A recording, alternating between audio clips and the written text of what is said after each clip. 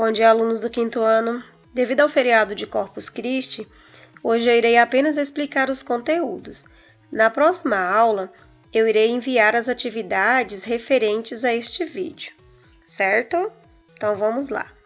Continuando falando sobre as grandes navegações, vamos falar aqui sobre os meios de transportes utilizados. Os transportes, lógico, eram marítimos, né? Nós temos as caravelas e as naus. As naus e as caravelas foram bastante usadas por Pedro Álvares Cabral para fazer sua viagem às Índias. Estas caravelas e naus eram as mais modernas e sofisticadas para a época. Na embarcação de Pedro Álvares Cabral, na sua viagem até as Índias, né?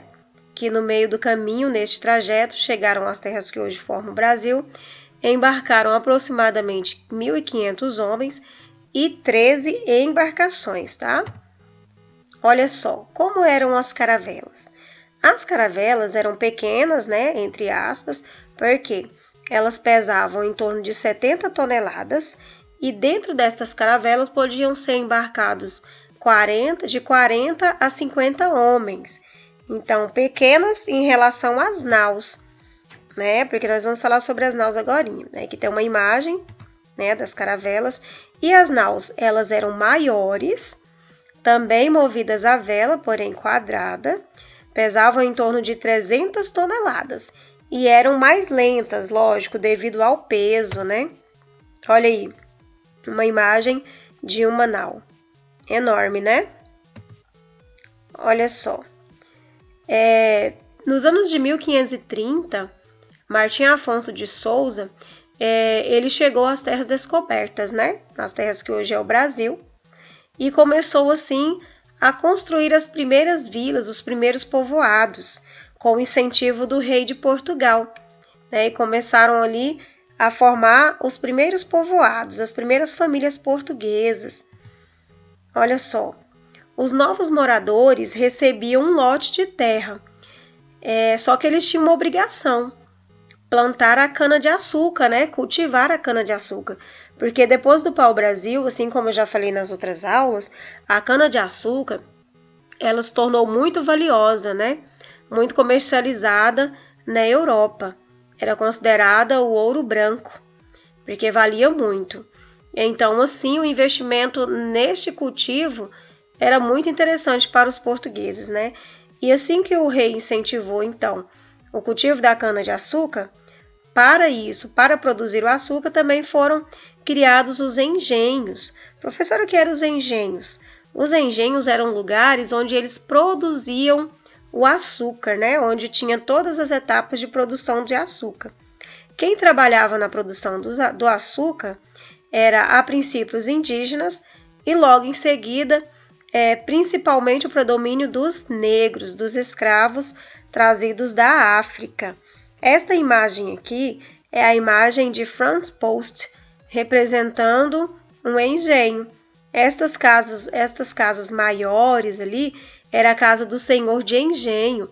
Sempre tinha uma capela, né, a igreja, e tinha também a senzala, né, que era a moradia dos escravos, que ficavam ali próximos dos engenhos, para facilitar a produção da cana-de-açúcar. Falando sobre as primeiras famílias do Brasil.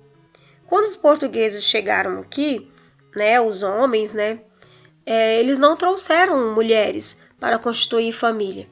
Então, como que foi a formação dessas primeiras famílias? No início da colonização, muitos dos portugueses se uniram às mulheres indígenas, né? Aqui está falando de diferentes origens, mas principalmente com as indígenas.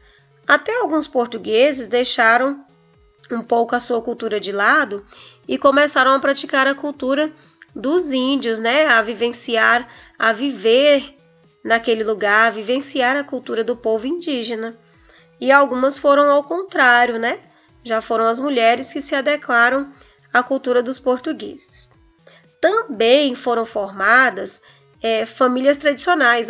E lembrando que esses casamentos não eram bem casamentos, né? União entre portugueses e mulheres indígenas, né? Então, na verdade, era uma união, não era bem um casamento. Não havia o casamento tradicional na igreja. Agora, os senhores de engenhos, né, os donos dos engenhos, eles formaram famílias mais tradicionais, com mulheres que possuíam o mesmo grau de riquezas, né? Porque assim que o povoamento das terras do Brasil foram aumentando, né? Então houve essa questão aí, né, de manter o nível, né, e a questão da riqueza. E essas famílias tradicionais eram grandes, porque nela estavam incluídos todos os parentes, né? As pessoas moravam próximas, umas dependendo das outras, e os agregados também, os parentes diretos e os outros agregados, tios, sobrinhos, né? Os avós, as pessoas que dependiam do chefe da família. Geralmente era o homem, né? No caso aqui, o senhor de engenho, que possuía maior bens. Aqui eu coloquei uma imagem aqui para representar a questão da mestiçagem, da miscigenação, ou seja, da mistura, né, desses povos de diferentes raças. Tem a primeira imagem, mostrando aí também o casamento entre um espanhol e uma índia, né? E logo do outro lado, temos aqui a imagem, né, do branco com o índio, aí formou a raça dos mameluco, o branco com o negro, mulato, né? E o negro com o índio cafuso. Então, a nossa cultura é bem misturada, né? É miscigenada. A formação do povo brasileiro é miscigenada e a cultura é misturada devido a essas influências. Neste slide aqui, eu coloquei a imagem de Jean-Baptiste Debré, um artista, né? Muito popular por representar a vida dos negros e do período colonial. A imagem representa uma senhora brasileira em seu lar, no século XIX.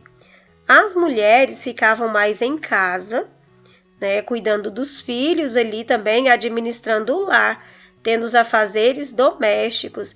Quem tomava as decisões principais eram os homens, os chefes da família. Então, as mulheres não tinham os direitos que hoje nós possuímos. Então, era um período muito diferente, bastante diferente mesmo. Então, é isso, galerinha. Na próxima aula, então, eu vou passar as atividades referentes a este conteúdo, certinho?